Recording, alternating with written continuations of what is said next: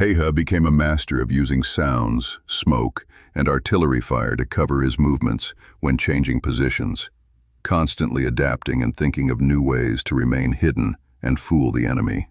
Hidden in a snow pit, he could lie still and observe the enemy for long periods of time, exercising the infinite patience he had developed as a hunter. It was his custom to move well before daybreak into his prepared position and stay there until after sunset. He primarily targeted the upper body of enemy soldiers, with most of his shots taken from distances of 300 to 350 meters, only aiming for the head when dealing with enemy spotters. The results were devastating. The Soviet troops, poorly equipped for winter and clad in dark brown uniforms, were easy targets against the white snow. They struggled and froze in the harsh conditions, making them painfully vulnerable. The kill count mounted rapidly.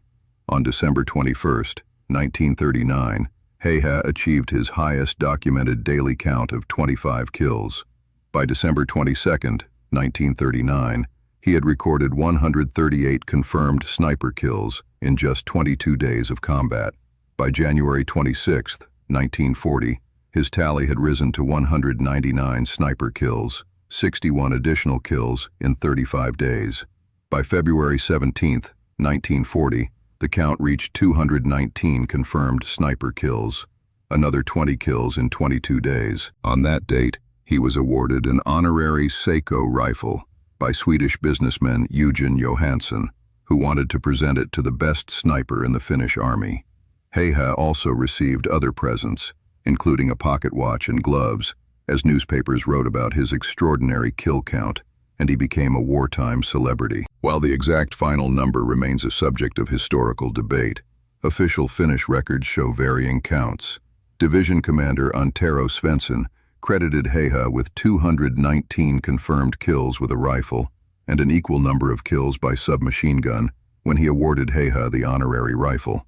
Military chaplain Antti Rantamaa reported 259 confirmed kills made by rifle and an equal number by submachine gun from the beginning of the war until March 7, 1940, one day after Häyhä was severely wounded. Häyhä himself estimated in his private war memoir, written in 1940 just months after he was wounded and discovered only in 2017, that he shot around 500 Soviet soldiers. Some later accounts credit him with up to 505 or even 542 total kills.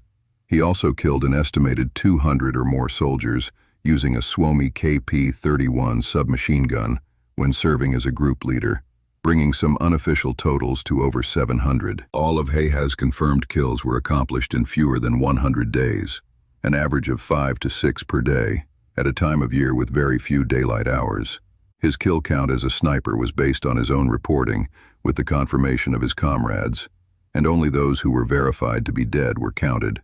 No count was taken when several snipers shot at the same target. The Red Army grew desperate. Häyhä's reputation spread fear through Soviet ranks, and they began calling him Belaya Smert, the White Death, a rare case where an opposing side created the legend of their enemy. Soviet commanders recognized him as a major threat and deployed counter-sniper teams, heavy machine gun fire, mortars, and artillery to eliminate him. On one occasion, after Häyhä had killed yet another enemy sniper with a single shot, the Russians tried to kill him by launching a mortar bombardment at the vicinity of his firing position, with Häyhä later recounting that 50 shells fell around my foxhole, yet none of them hit. Incredibly, he escaped without a scratch. On another occasion, an artillery shell landed near his firing position and tore apart the back of his greatcoat, but he survived with only a minor scratch to his back.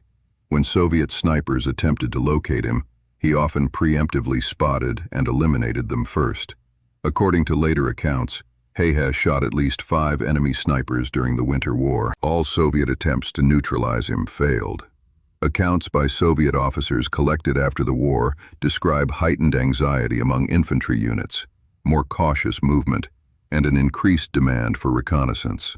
The invisible, white ghost, who eliminated troops from seemingly impossible distances, had a profound psychological impact on Soviet morale and operational behavior along the Kollaa front. But even the White Death's luck would eventually run out. The Soviets, having suffered catastrophic losses throughout December and January, launched a renewed offensive in early March 1940. On March 6, 1940, during a Finnish counterattack near the forests of Ulisma in the Kollaa region, Häyhä was serving as a group leader and fighting with regular troops when he was struck in the lower left jaw by an explosive bullet fired by a Red Army soldier. The impact destroyed his upper jaw, lower jaw, and left cheek. He was described by those who found him as having half his head missing. Thinking the sniper was dead, Soviet soldiers placed him on a pile of bodies until a fellow Finnish soldier noticed his leg twitching. Häyhä was alive, but badly wounded and unconscious. He fell into a deep coma, and his comrades dragged him from the battlefield and rushed him to a hospital. In a twist of fate, Häyhä awoke from his coma on March 13, 1940, the very day the peace treaty ending the Winter War was signed. He had missed the end of the war, spending a week between life and death. His recovery was long and agonizing. He spent a grueling 14 months in the hospital, during which he underwent 26 reconstructive surgeries on his jaw. The severe wound left him with lasting facial disfigurement and scarring, and his speech was never fully restored, which may explain why he rarely spoke with others in later years. Despite his injuries, Field Marshal Carl Gustaf Emil Mannerheim personally promoted Häyhä straight from the rank of corporal to second lieutenant in August 1940, an unprecedented jump in rank that no one else in the Finnish Defense Forces has received before or after.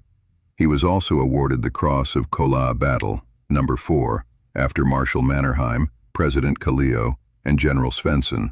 Only the first 7 were made of pure silver, as well as the first and second class Medals of Liberty and 2 classes of the Crosses of Liberty. In total, Simo received 7 medals, which he later wore in the wrong order, though no one complained. The severe wound to his face meant Häyhä was excused from service during the subsequent Continuation War, 1941 to 1944, despite his request to join. Instead, he contributed to the war effort by helping to procure horses for the army. He was given a farm in Ruokolahti in southeast Finland, where he returned to his life as a farmer, hunter, and a successful breeder of Karelian bear dogs. He participated in marksmanship competitions after the war, winning many medals and awards, and later became a successful moose hunter. He reportedly even went hunting with Finnish President Urho Kekkonen. A new marksmanship contest was later named in his honor. When asked in later interviews about the secret to his success as a sniper, Häyhä gave simple, humble answers. In 1998, at age 92, when asked how he had become such a good sniper, he replied with just one word: practice. In a 2001 interview with Helsing and Sanomat, shortly before his 96th birthday, Häyhä opened up slightly more about his war experiences. He was asked if he felt remorse for having killed so many people. He replied, "I did what I was told, as well as I could.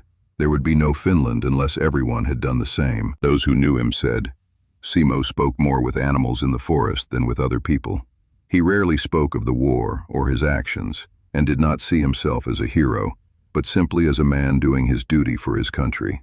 He never married and had no children. Häyhä spent his last years in a war veterans nursing home in Hamina, where he died on April 1, 2002, at the age of 96. He was buried in his hometown of Ruokolahti, outliving the Soviet Union itself by more than a decade. Today, the legend of the White Death sometimes obscures the reality of the man behind it.